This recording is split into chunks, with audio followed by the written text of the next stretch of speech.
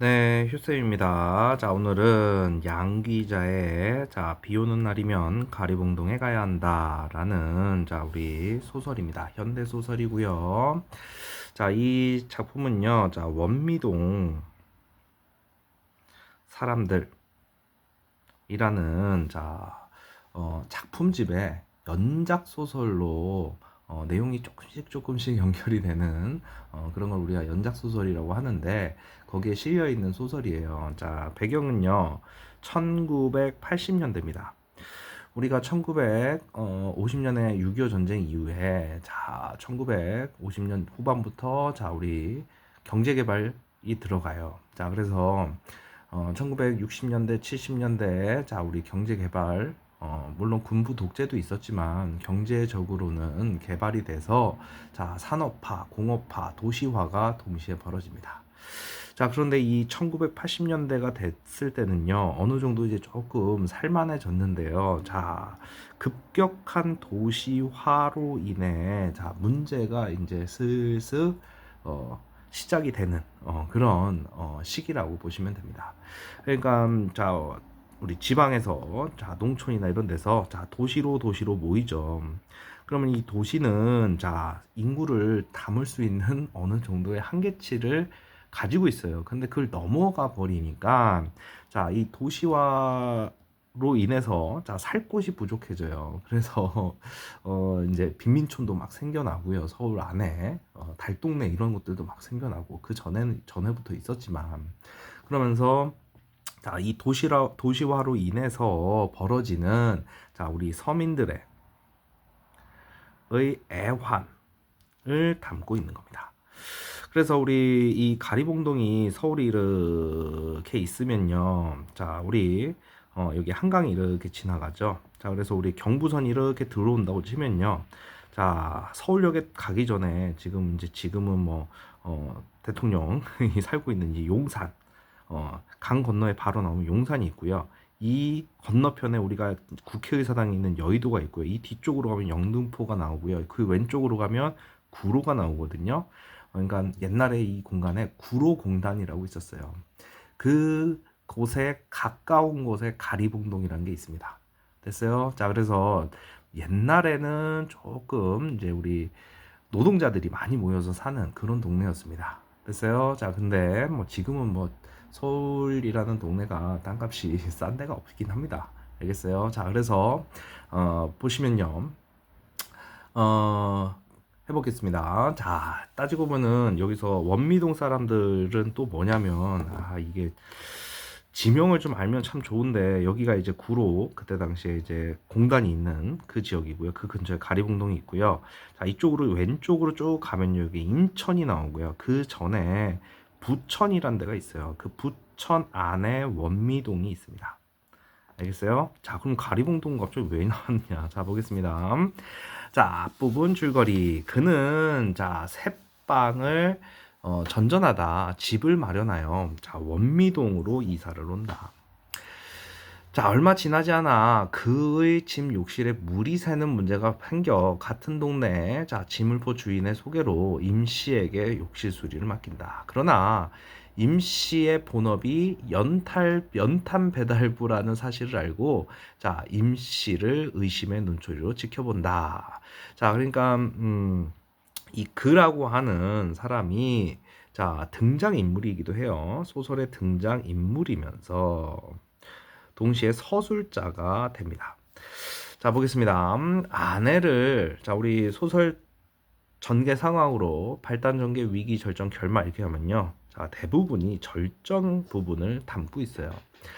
아내는 기다리는 동안 술상을 보아놓았다. 손발을 씻고 계단에 나가 옷에 먼지를 털고 들어오는 임씨는 8시가 넘어선 시간을 보고 오히려 그들 부부에게 미안해 하였다. 시간이 벌써 일이 되었나요? 우리 사모님 오늘 너무 늦게까지 이거 고생 많으십니다요. 사장님이야 더 말할 것도 없고 참 죄송하게 되었습니다. 안방에서 아이들을 보고 있던 노모가 대신 임씨의 노고를 치하해 주었다. 젊은 사람이 일도 엄청 잘하네. 늦으면 내일 하고 쉬었다가 하면 좋을 끼고만 일 무서운 줄 모르는 걸 보니 앞으로 잘 살기요. 자, 할머니가 이제 이게 성실한 모습을 보고 자, 덕담을 해주시는 거죠. 그런데 지금 이 임씨라고 하는 사람의 원래 직업이 연탄 배달부야. 어, 이게 맞는 건가? 자, 너희들 같으면 연탄 배달부한테 다른 거를 수리하게끔. 그러니까 이 사람이 하는 직업이 A인데 지금 따지고 보면은 다른 일을 한 거야. 됐어요? 그러면은 어 나의 입장에서 그의 입장에서 보면은 이거 되게 의심스러울 수도 있잖아. 자, 노모의 덕담을 자 임씨는 무릎 꿇고 두 손을 짚고 들었다. 내사 예수님 믿는 사람이라 자 남자들 술 마시는 꼴은 앵꼬 봐서 못 보지만 그렇게 일하고도 안 마실 수는 없겠구만.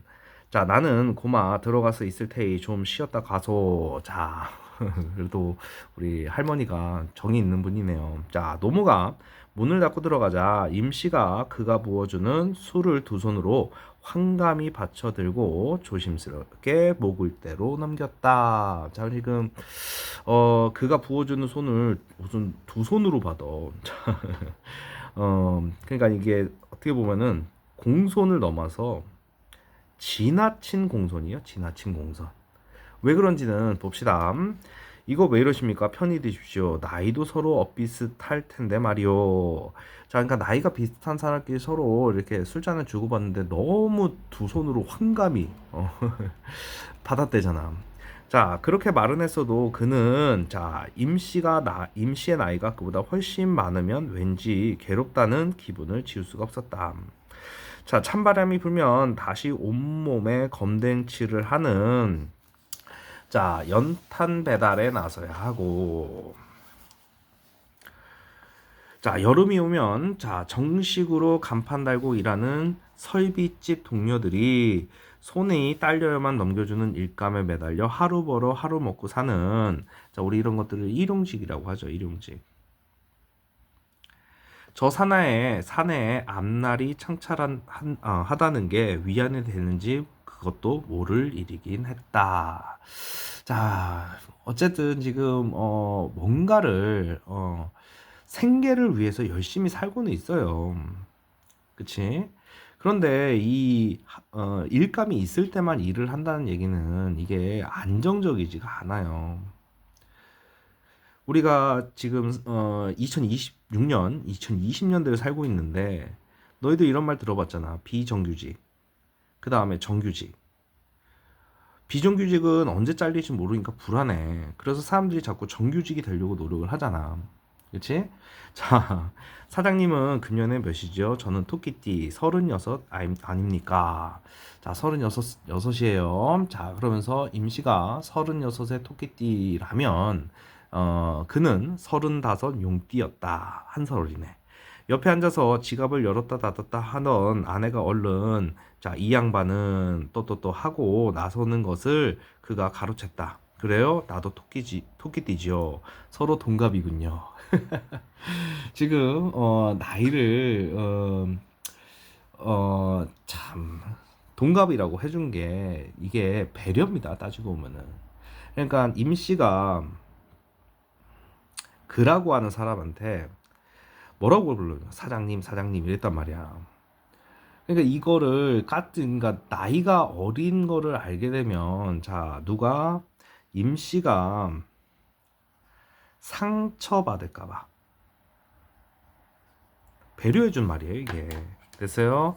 그러니까 막 그냥 나쁜 의도로 나이를 속인 게 아니에요. 아내가 기가 막히다는 표정으로 그를 쳐다보았지만 그는 아랑곳 않고 동갑 기념이라고 또 한 잔의 술을 그 잔에 넘치도록 부었다. 자, 한 살 정도로만 보태는 것으로 거짓말의 양을 줄일 수 있는 것이 몹시 다행스러웠다. 자, 토끼띠 남자들이 원래 팔자가 드센 편 아닙니까? 여자 토끼띠는 잘 사는데 요상하게 우리 나이 토끼띠 남자들은 신수가 고단트라 이 말입니다. 헌데 사장님 용케 따시게 사시니 복이 많으십니다. 자, 그러니까 자기가 힘들게 살았다 이런 얘기예요. 자, 힘들게 살았다. 자, 저런. 그는 속으로 머쓱했다. 토끼띠가 어쩌고 쌓는 게 아무래도 아슬아슬했던지 아니면 준비한 술이 바닥나는 게 보였던지 아내가 단호하게 지갑을 열었다.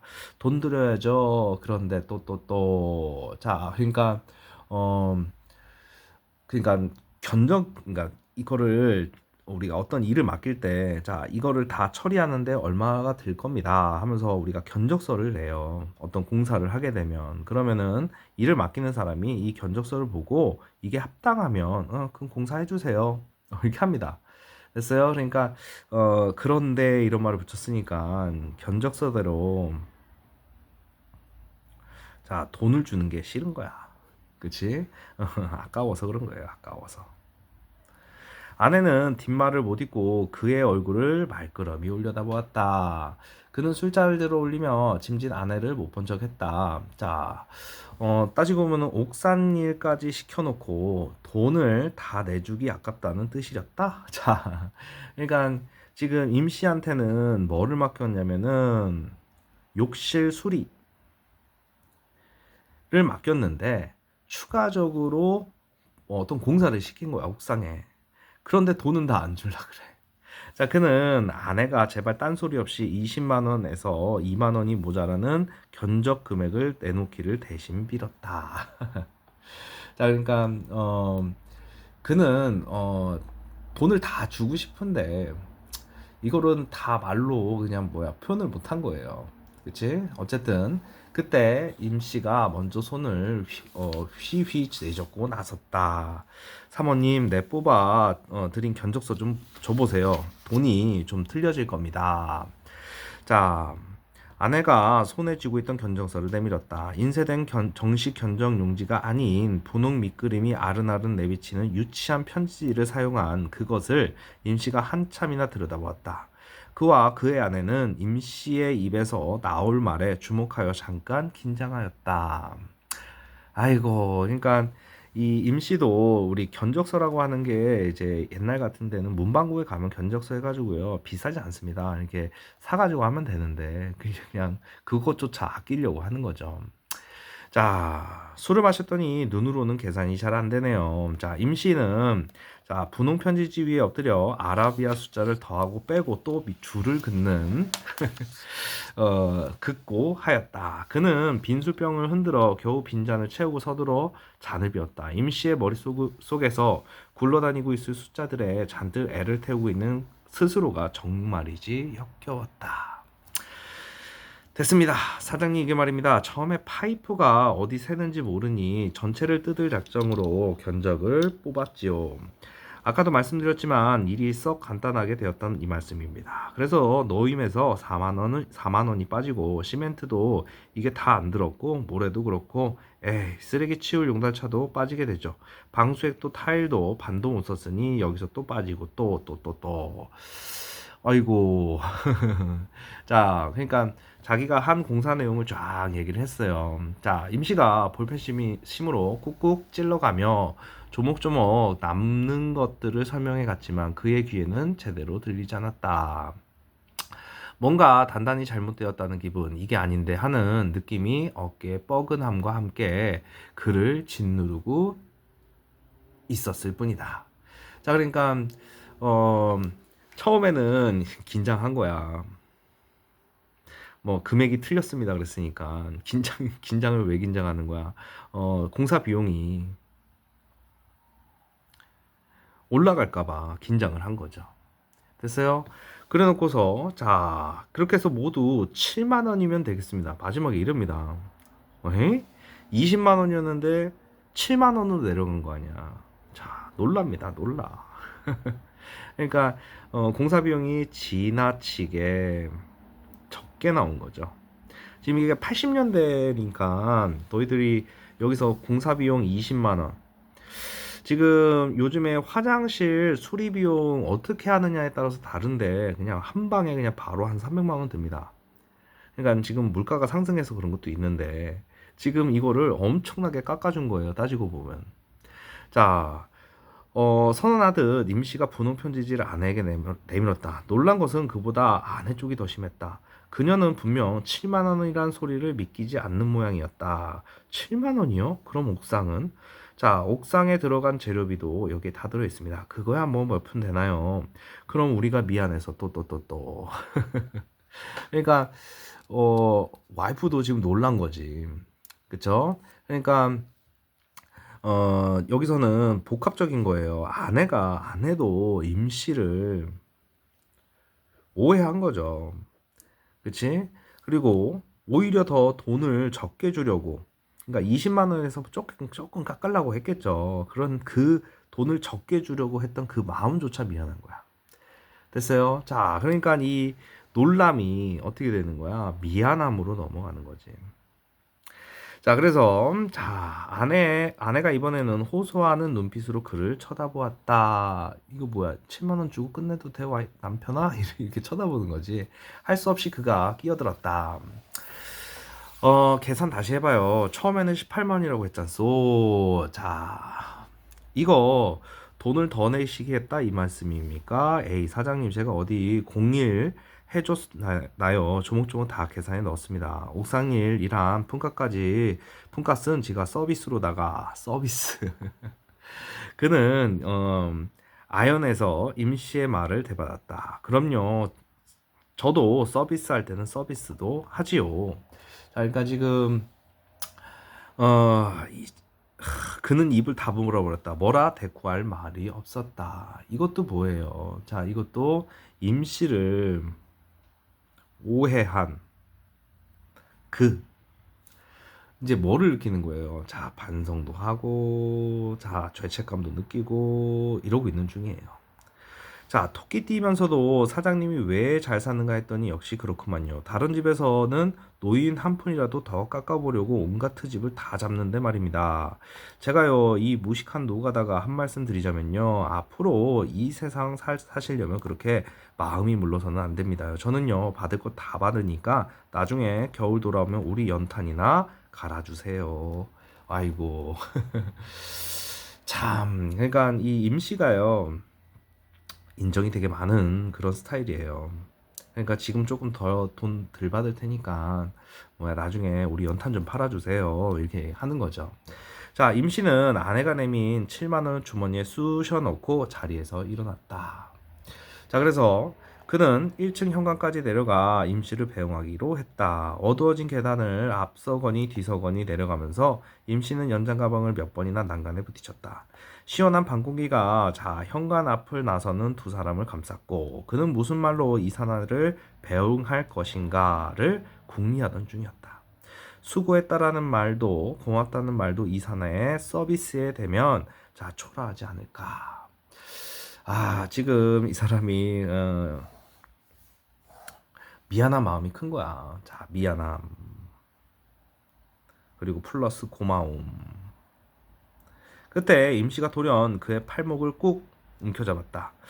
자, 사장님요. 기분도 그렇지 않은데 제가 맥주 한잔 살게요. 가십시다. 자, 임씨는 백열구로 밝혀놓은 형제 슈퍼의 노천을차를 가르치며 말했다. 야, 지금 공사비도 깎아줬는데 지가 술을 사겠다라고 하고 있어요. 참나. 자, 맥주는 내가 사지요. 아닙니다. 제가 삽니다. 좋소. 누가 사든지 가봅시다. 그들은 형제 슈퍼의 김반장에게 맥주 새벽을 시켰다. 무엇담에 어디서 그렇게 일차를 하셨단가요? 자, 어디서 한 잔 마시고 오셨나요? 지금 여기 보면은 사투리가 막 뒤섞여 있는 것들이 많잖아. 그래서 이때 당시 서울에 뭐 전라도, 충청도, 경상도, 강원도의 사람들이 막 모이는 거야. 전국에 있는 사람들이. 도시화. 그치? 자, 전라도 부안이 고향이라는 김반장은 기분이 좋았다 하면 진짜 토박이 말로 사람을 어르는 재주가 있었다. 맥주도 좋수만 임씨 아저씨 우리 외상값부터 갚아주서야 쓰겄단께. 요게 또 외상도 있네. 임씨는 두말 없이 외상값 1,300원을 갚아주고는 기세 좋게 쥐포 3마리 구워오라고 이른다. 사장님요, 뭐 다른 안주도 시키십시오. 임씨가 그를 둘러봤다. 어따 동갑끼리 사장은 무슨 사장님, 오늘 종일 그 말 듣고 있느라 혼났어요. 말 놓으십시오. 이게 뭐야 이제 처음에는 이 임씨에 대한 의심이 있었는데, 자, 지금 이제는 어떻게 되는 거야? 유대감을 형성하고 있는 거죠. 유대감. 반말해라. 그치? 자, 그가, 자, 거품이 넘치는 잔을 내밀며 큰 소리를 쳤다. 임씨가 잠시 아연한 눈길로 그를 바라보았다. 지금은, 세대가 많이 바뀌어서 요즘에 MZ 세대님 하면서 요즘 술을 좀 안 마시는 시대인데, 이 1970년, 80년대는요, 소주가 대세였어요. 그러니까 강한 술. 그러니까 싸고 조금만 마셔도 빨리 취할 수 있는 술들이 유행을 했어요. 이 맥주는요, 따지고 보면 이때 당시로 하면 조금 사치스러운 술 중에 하나입니다. 그런데 지금 돈도 벌었겠다. 맥주 먹는 거예요. 됐어요? 자, 그래서 조수 형씨 한잔 하십시다. 자, 이제 말을 놓는 거죠. 이제 호칭을 바꿨어요. 형씨로. 자, 임씨가 호기를 부리며 소리나게 잔을 부딪혔다. 그렇지, 그렇지. 다 같은 토끼 새끼 주제에 무슨 얼어 죽을 사장이야. 그는 허세도 임씨 못지 않았으므로, 자, 이윽고 두 사람은 주거니 받거니 술잔을 주고받았다. 내가 이래봬도 자식 농사는 자, 꽤 지었어. 이 말은 뭐야? 우리 자식 농사. 지금 자식이 많다란 얘기죠. 그치? 임씨는 자신의 아들, 딸들이, 어이구, 4명이란 것. 큰 놈은 국민학교 4학년인데 공부를 썩 잘하고, 둘째 딸은 학교 대표 농구선수인데 박찬숙 못지않은 재주꾼이라고. 자, 그때 당시에 여자 농구선수 중에서 가장 잘하던, 주전 센터입니다. 자, 그리고 자, 그놈들 공급 한 번 못 먹인 게 한이요. 형씨, 내가 이번에 가리봉동에 가면 그 녀석 멱살을 휘어잡아야지. 갑자기 가리봉동이 등장했죠. 자, 그러면은, 그러니까, 이렇게 가리봉동 가면 그 녀석 멱살, 갑자기? 그러면은 뭐예요? 궁금해지지 않겠니? 갑자기 가리봉동이 등장했어. 임씨가 이빨 사이로 찜을 찍 뱉었다. 어, 뭐 맛있는 거나 되는 줄 알고 김반장의 발발이 새끼가 쪼르르 달려왔다. 자, 가리봉동 가면 곰국이 나와요. 저기 가리봉동에 가는 이유가 나오잖아. 그치? 자, 거기 보면은 임씨가 따라주는 잔을 받으면서 그는 온몸을 휘감는 술기운에 머리를 내둘렀다. 아까부터 비 오는 날에는 가리봉동에 간다는 임씨의 말이 술기운과 더불어 떠올랐다. 공국만 나오나 큰 놈 자전거도 나오고 우리 농구 선수 운동화도 나오지요. 마누라 파마야 파마. 우리 엄마들 미용실 가서 파마 하잖아. 그치? 자, 파마 값도 쑥 빠집니다요. 자그마치 80만 원이요. 80만 원. 세타 공장 하던 놈한테 1년 내 연탄을 대줬더니 이놈이 연탄값 떼어먹고 야반도주 했어요.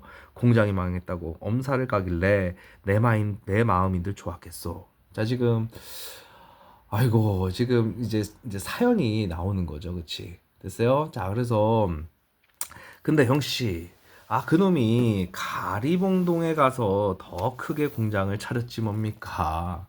자, 우리네 노가다 출신이 다양해서 그런 소식이 채꼬닥 들어오지 뭐. 자, 어, 지금 가서 뭐 하겠다는 얘기예요? 자, 우리 연탄값 받아와야죠. 그치? 그럼 받아야지. 안 받아야고 말고. 자, 그는 딱구치를 시작했다. 임씨에게 술을 붓는 손도 정처 없이 흔들렸다. 그에 비하면 임씨의 기세 좋은 입만큼은 아직 든든하다.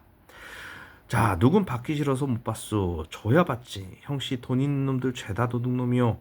자, 지금 여기서 인식이 돈 있는 놈은 죄다 도둑놈이라고 표현을 했네요. 자, 쫓아가면 지가 먼저 울상인데 여공들 노임도 밀렸다. 부도가 나서 그거 메우느라 마누라 목걸이까지 팔았다고 지가 먼저 성과를 내. 자, 진짜 어, 이기적인 모습이죠. 이 돈을 안 갖고 튀었는데 어떻게 또 공장을 또 차려가지고, 그치? 됐어요. 그러니까 거짓말로 선한 사람한테 뭘 주는 거야? 피해를 주는 거죠. 쥐길 놈. 자, 지금 임씨가 한 말에 자, 그라고 하는 사람이 대답을 한 거야. 같이 이거 뭐 한 거야? 동조한 거죠. 그렇죠? 자, 그는 스웨터 공장 사장을 눈앞에 그려본다. 반질반질한 상판에 배는 툭 붉어져 나왔겠지. 그게 작년 일인데 형씨 올 여름에 비가 오죽 많았어. 비만 오면 가리봉동에 갔죠. 비만 오면 갔단 말이요. 돈 받으러 간 거야. 됐어요? 그러니까 오랜 시간 기다려줬는데 자 아직도 돈을 받지 못한 거야. 아따 1년 365일에 비 오는 날은 쎄고 쎘는디 무엇이 그리 걱정이단가요. 자 시끄러 임마 아래 보면은 김 반장이 맥주를 새로 가져오면서 임시를 놀려 먹었다. 시끄러 임마 비가 와야 가리봉동에 가지. 비가 와야 또또또. 자 지금 이게 반어조 표현이죠. 자 지금 비가 와서 가리봉동에 가도 돈을 받을 수 없다 이런 얘기 하는 거잖아. 그치? 자 그러니까 이 원미동에서 벌어진 일이에요. 원미동에서. 그러니까 이 원미동이 그때 당시에 지금 혹시나 이 인강을 보는데 내가 원미동을 산다, 원미동을 무시하는 게 아니에요. 이때 당시에 지금 엄청 비싸요. 땅값 아파트 가격도 엄청 비싸고 그때 당시에는 자 이 서울이 너무 급격하게 풀로 찼기 때문에 서울 근교로 이 노동자들이 서민들이 밀려났다고. 그러니까 서민들의 애환이 담겨져 있는 공간이에요. 자, 그런데 이 서울 안에 있는 가리봉동을 얘기하는 거는 나한테 돈 띄어먹고, 그치? 스웨터 공장 사장이 된 그 공장을 차린 곳이 되죠. 그래서 뭐 하는 거야? 참, 여기 보면은 비가 와야 가리봉동에 가지. 비가 와야.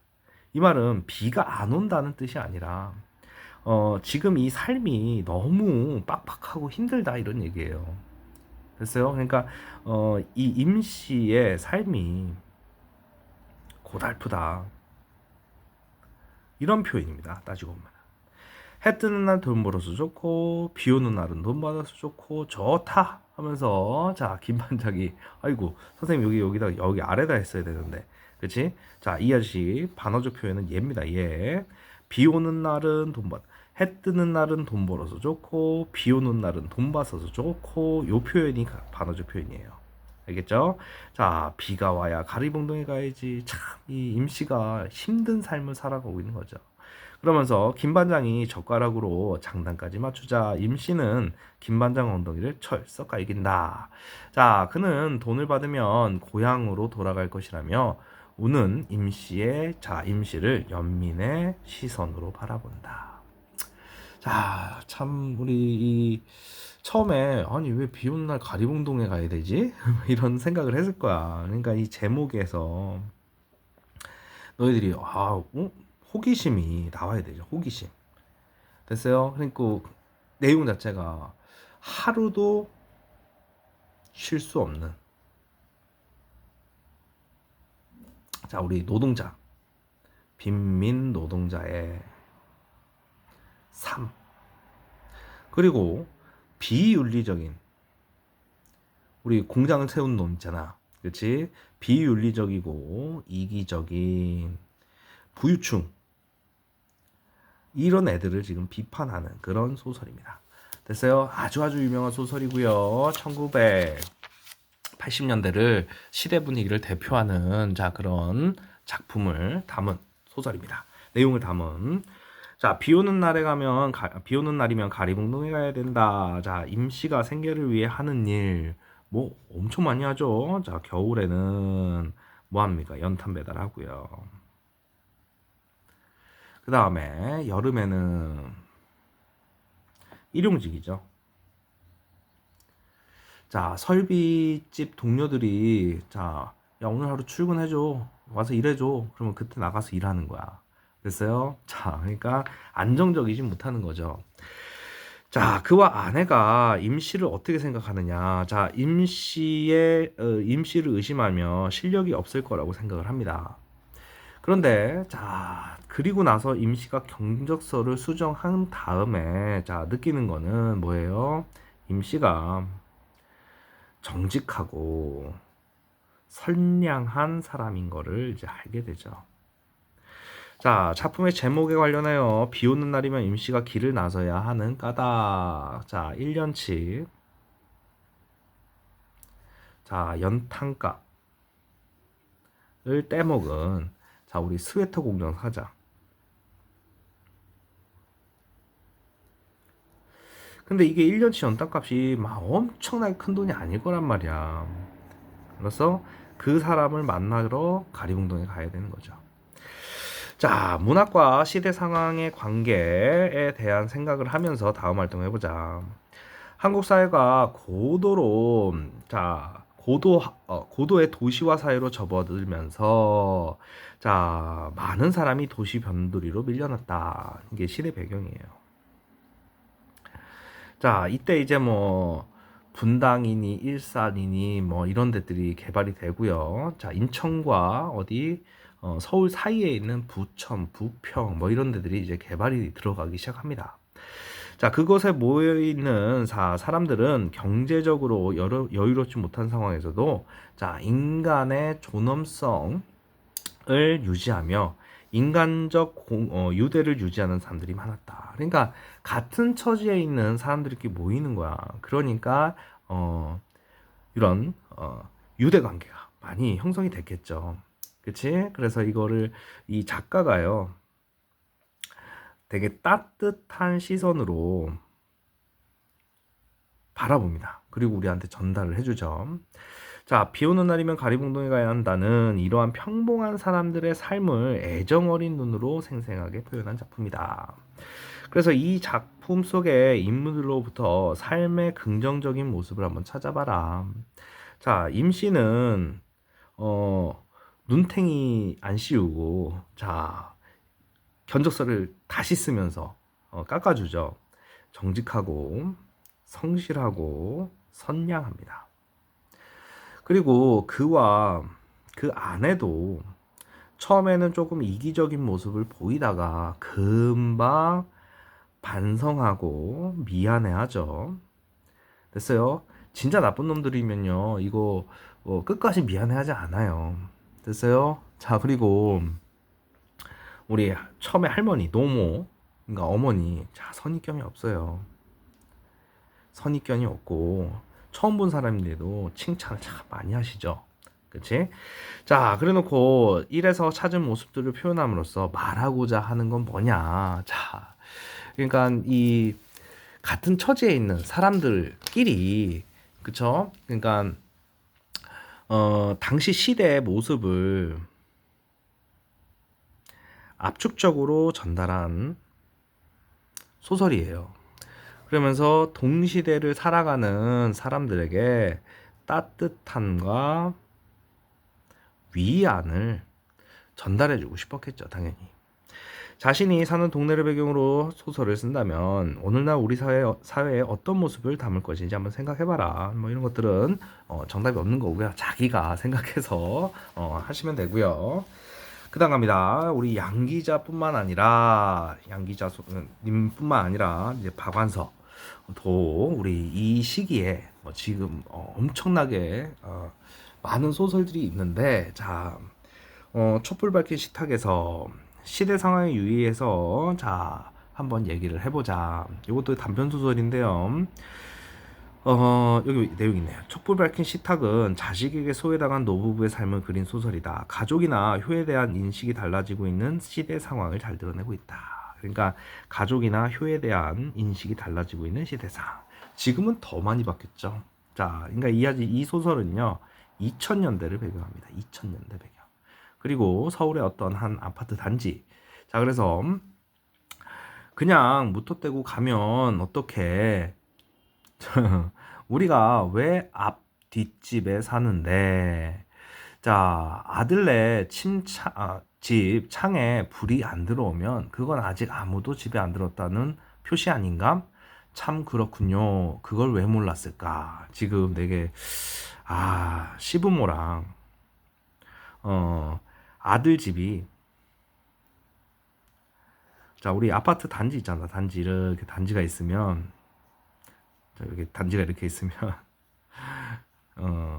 지금은 이렇게 안 살죠. 만약에 여기에 아빠가 살면요 부모님이 살면 내가 여기에 사는 거야 앞뒷집으로.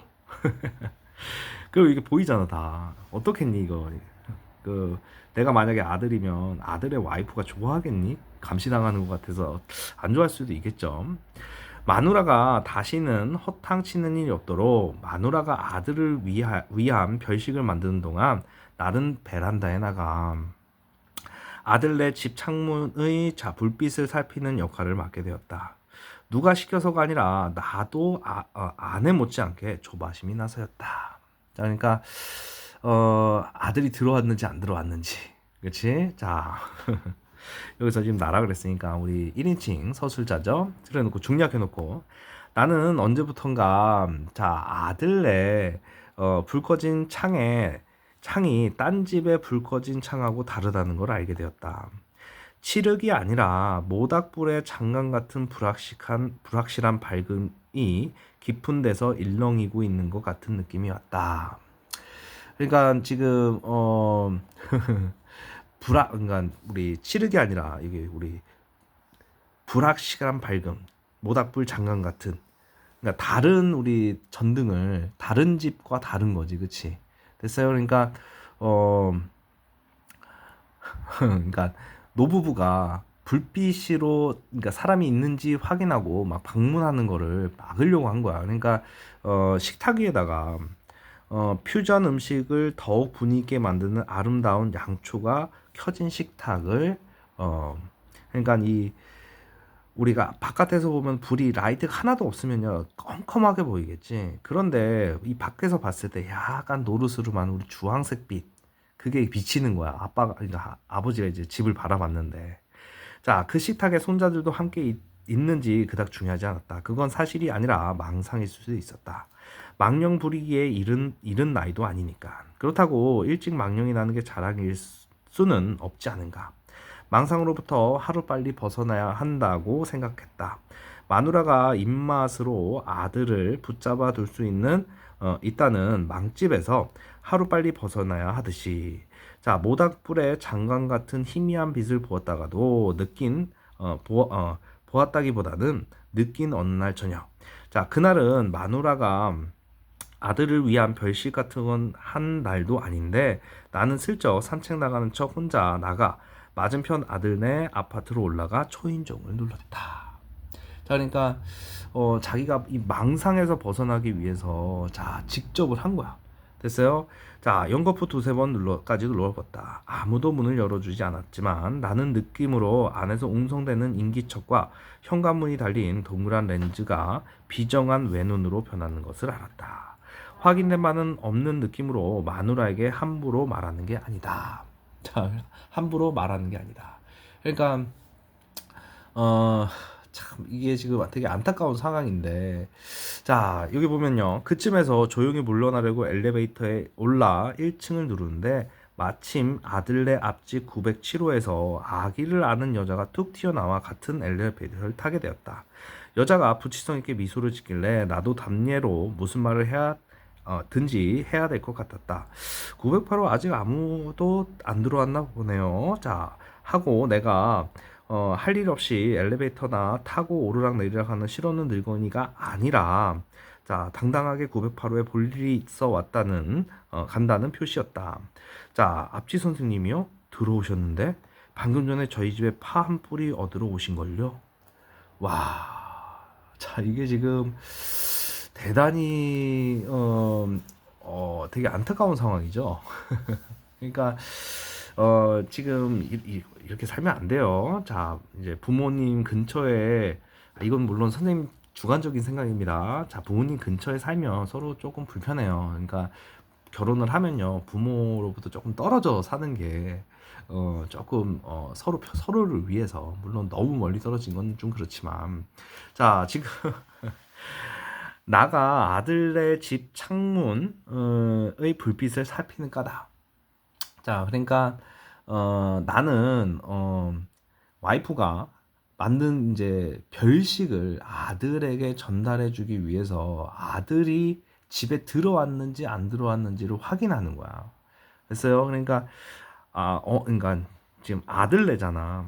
아들네 부부 그리고 자식 그리고 아빠 엄마지. 이 아들의 아빠 엄마가 자, 이 엄마가 별식을 만들어서 아들에게 주고 싶어. 그런데 아들이 집에 있는지 없는지 저기 건너편에서 불빛으로 확인한 거야. 그런데 노르스름한 불빛이 보여가지고 이게 애가 있는 건지 없는 건지 모른 거야. 그래서 찾아가고 온 거 아니야. 찾아가 봤는데 벨 눌렀는데 안 나온 거지. 아, 이 아들놈의 새끼가 뭐예요? 그 현관문에 있는 우리 조그만 눈으로 렌즈 있잖아. 밖에 있는. 지금은 뭐 이렇게 지금은 이제 화면이 나와가지고 누가 왔는지 보이잖아. 그치? 근데 이때 당시 그런 게 아니니까. 아, 참 안타깝습니다. 자, 어찌되건 오늘날 우리 삶에 이 작품과 상황과 유사한 상을 한번 찾아보자. 이렇게 했는데, 어, 이, 이 소설의 내용은 뭐냐면, 현대 사회에서 부모와 자식 사이의 관계, 그거를 새롭게 성찰하는 그런 소설이에요. 내용 읽어보면은, 지금이나 조금 지금은 이제 상황이 좀 많이 바뀌었는데, 우리나라는 이 효라는 단어가 되게 중요하잖아. 이 효에 대한 인식이 자 2000년에 넘어오면서 바뀌고 있다. 그런 것들을 담은 내용입니다. 알겠죠? 자, 여기까지 해서 우리 비 오는 날에는 가리봉동에 가야 된다라는 소설 해설이었습니다. 자기가 가진 자습서 평가 문제집 가지고서 꼭 좀 정리해 주시길 바랍니다. 알겠죠? 휴쌤입니다.